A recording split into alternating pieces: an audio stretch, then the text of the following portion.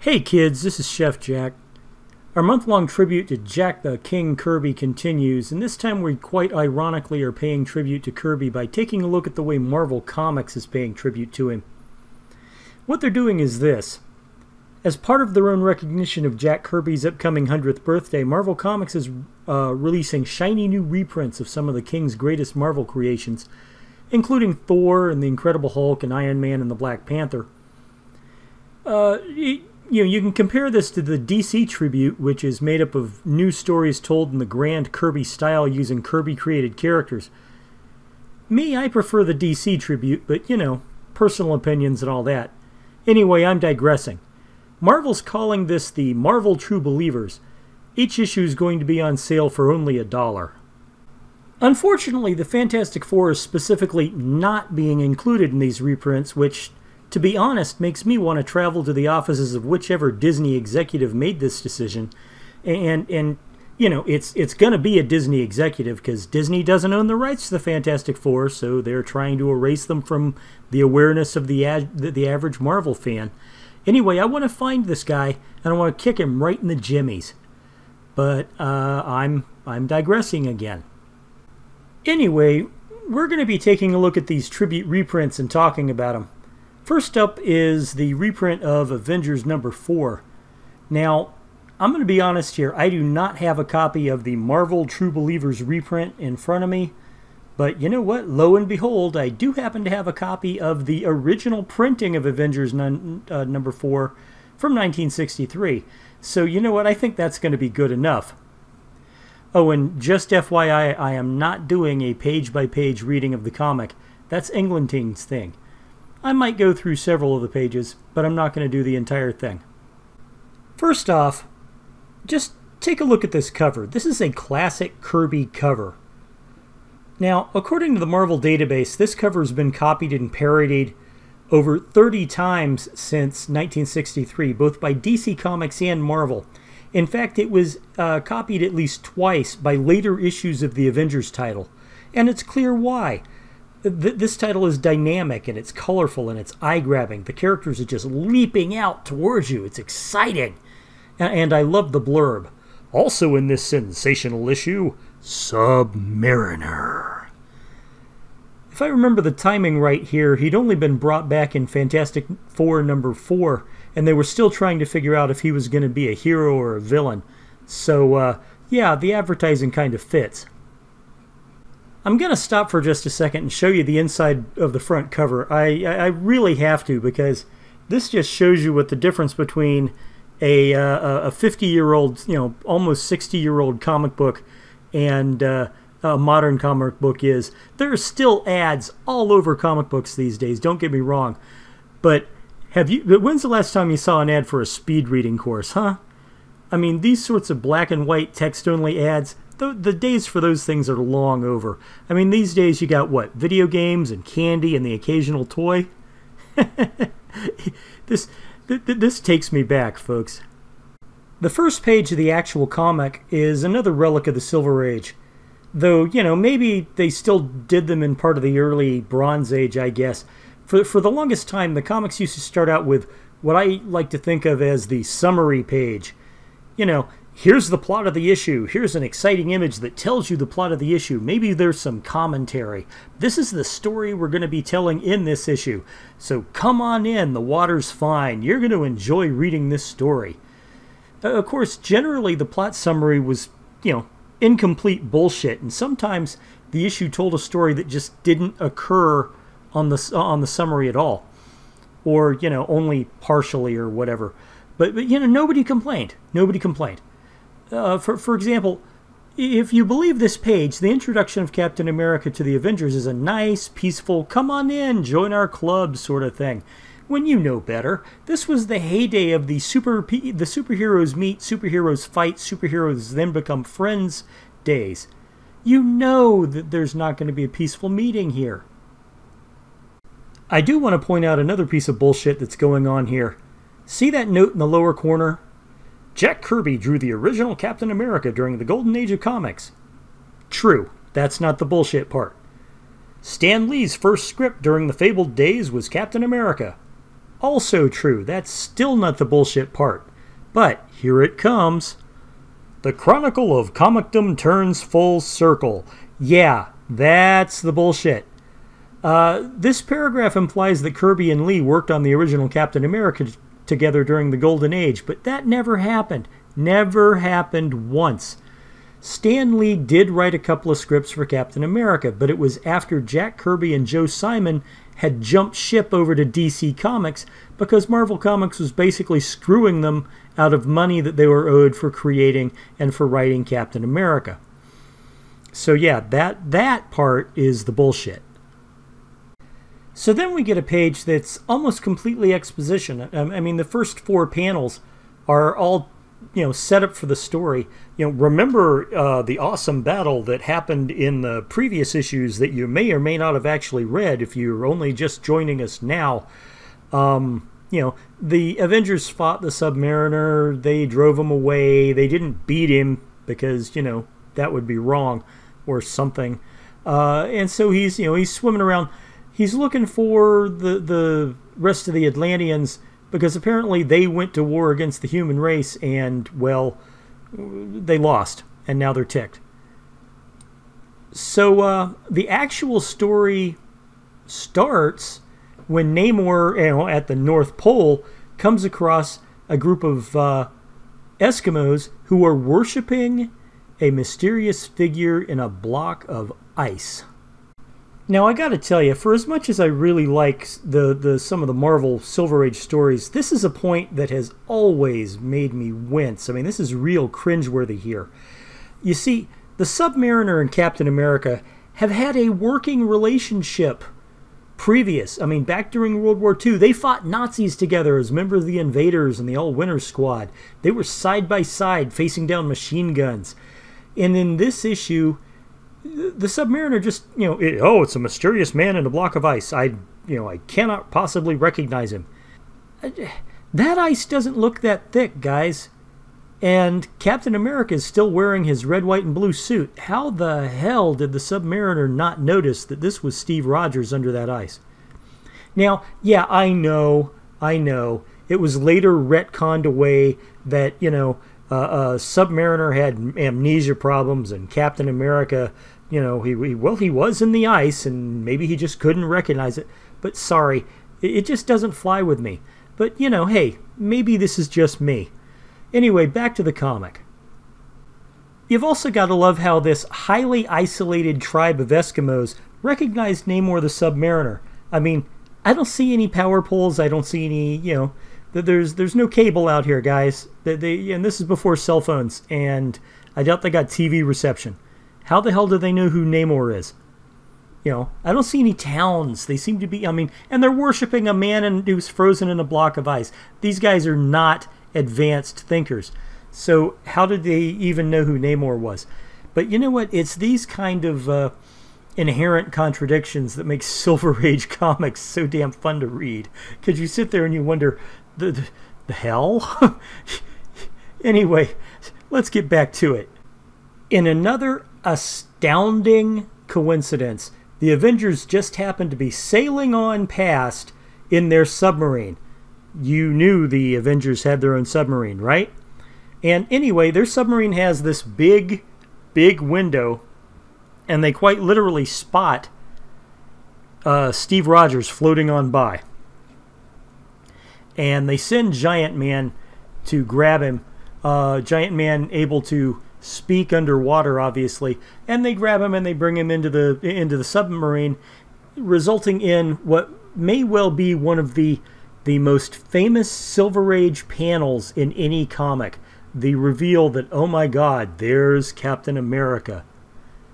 This panel actually marks the first appearance of Captain America since Captain America Comics number 78, which was released in 1954. Of course, that was during the failed attempt to revive the superhero genre. Superheroes were not doing so well during the McCarthy era, after all. And all those Captain America stories, the ones that took place during the Red Scare era that were outside the Second World War, were actually retconned into being the stories of William Burnside, the Captain America #2 who fought the commies. Captain America's last wartime appearance, that is during the 40s, was in Captain America's Weird Tales #74, which was released in 1949. Interestingly enough, Captain America's Weird Tales #75, which is the last issue of Captain America's Weird Tales, didn't actually feature any Captain America stories in it. So anyway, back to the comic. The Avengers can see his uniform under his clothes, and they're like, is he really Captain America? How could he possibly be Captain America? Captain America hasn't been seen in forever. You know, I mean, maybe he's an imposter. Maybe he's the real thing. Who knows? Anyway, Captain America wakes up. And naturally, this is the part where hero meets hero, hero fights hero, heroes become friends. It's a formula that worked for 30 years, guys. And speaking of cultural differences between the 1960s and now, you notice how the Wasp stops Captain America from beating up on the Avengers anymore? She just unshrinks in front of him and goes, "What, you gonna hit a girl? Of course you're not gonna hit a girl. Come at me, bro." And of course, Captain America being Captain America, and this comic being printed in 1963, the last thing he's gonna do is hit a girl. You kidding me? That would be like, I don't know, pissing on the flag or something. It just isn't going to happen because, hey, 1963. If it were now, he'd roll over her like a steamroller. But not then. We next see a flashback where Captain America talks to the Avengers about the last memories he has, where, you know, he and Bucky were chasing down a rocket, and, you know, they had to get on, and the thing was booby-trapped, and it exploded, and Cap was thrown into the ocean where he, you know, froze in the ice or something like that. Got to tell you, one of the more interesting things, one of the more interesting pieces of trivia is this is the first time that story ever appeared. You see, back in the 40s, the stories just kind of petered off. They just stopped making them. The last time we saw Bucky, he got injured. So he retired. That's all. He got hurt. He stopped being Bucky. The quote-unquote death of Bucky, which of course we knew, you know, eventually they'd do the Winter Soldier story, so we know that he's not actually dead here. But, you know, the death of Bucky, this is new to this issue. So is Captain America being frozen in the ice. Remember, they retconned all those 1950s Captain America stories, so they didn't count anymore. This was something new. It's since become the official story, but at the time, you know, nobody had ever heard this story before. So once the Avengers get back to New York City, the plot actually starts happening. And, you know, they're met at the docks where they keep their submarine. You knew the Avengers had a submarine, yes? Anyway, they're met at the docks where they keep their submarine by the press, and there's this big flash, and suddenly the Avengers are turned to stone. And Captain America, who's traveling along behind them, wondering, oh, woe is me, what am I ever going to do? It's been 20 years, and, you know, the world has changed, and all that number. You know, he's like wandering around. Seriously, you know, he almost gets hit. They had no traffic lights in the 40s? The hell. Anyway, so Cap runs into Rick Jones and he immediately thinks it's Bucky Barnes. But, of course, you know, it's not Bucky Barnes, it's Rick Jones, who is, to be honest, the weirdest character Marvel ever came up with, because he's the Hulk's sidekick. If there was ever a character that didn't need a sidekick, it would be the Incredible Hulk. Don't you think so? So anyway, Cap and Rick Jones team up to solve, you know, this mystery of well, what happened to the Avengers. And they begin by examining photos taken at the dock. In one of them, they see this one guy that looks like he's got, you know, a camera, quote unquote, that actually looks more like a weapon. So, you know, Captain America eventually finds the guy. It finds him pretty damn easily, to be honest, in a city which at the time had, you know, 5 million people in it. It really found him easily. So, you know, he finds the bad guy. He breaks in. He defeats them all because, hey, he's a badass. Turns out the leader of this gang is an alien.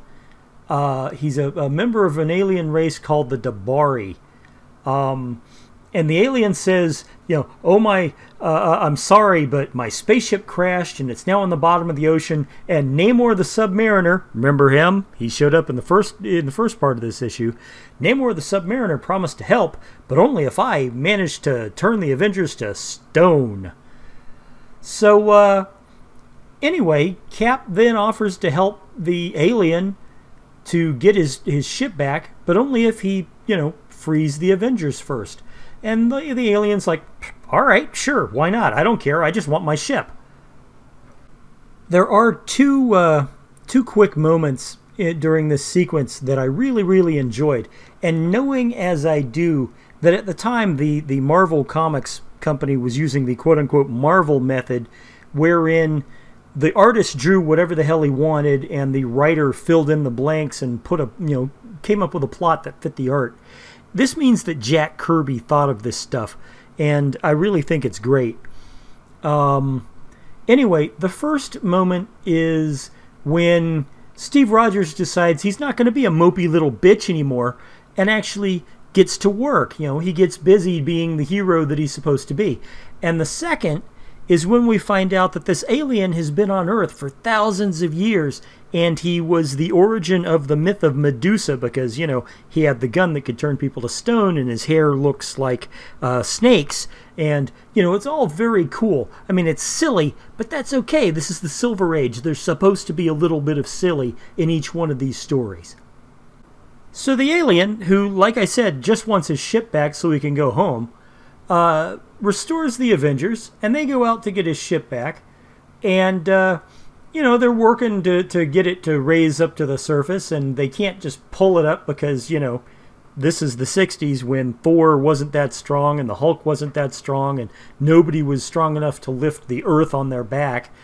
But hey, speaking of silly, did you know that Thor's hammer Mjolnir can actually direct torrents of cosmic magnetic energy at wherever Thor wants? It's right here in the comics, folks. I mean, look at this. Have you ever seen him do this? I've never seen him do this before. Thor's been the victim of power creep since the 60s, apparently. It's not just a local thing. I wonder if She-Thor can do this. You think She-Thor can magnetically lift spaceships off the ocean floor? Be interesting to see if she could. So naturally, Namor being Namor, he acts like a dick and interrupts the attempt to get the spaceship off the floor because, he really wanted the Avengers to be statues since, vengeance and all that. So there's a couple of pages of fight scenes, and, Captain America throws down on the behalf of the Avengers, and the Avengers somehow can't handle one guy. This was a real weak Avengers team, I got to tell you. And but in the end, everything stops because the spaceship takes off.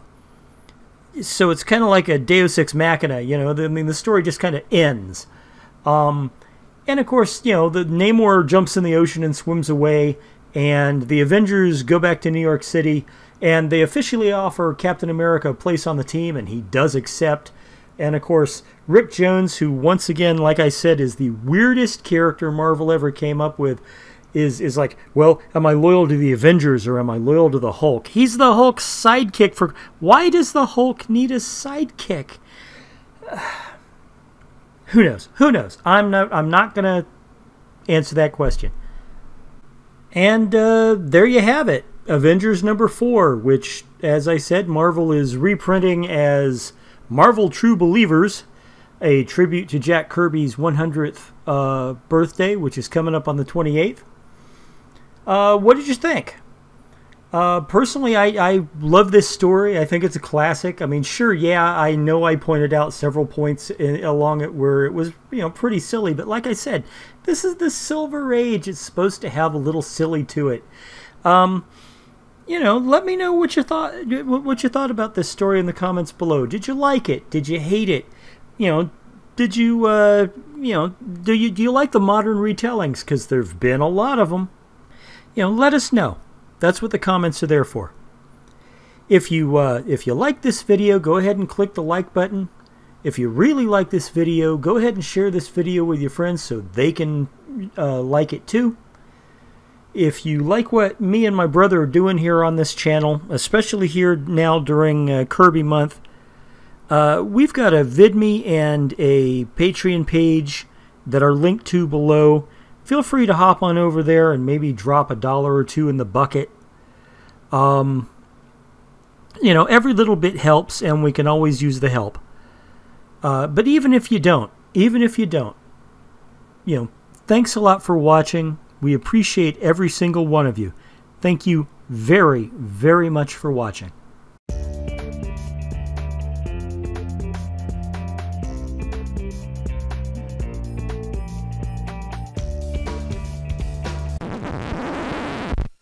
I'm sorry, guys. I just could not stop this video without showing you this one last ad.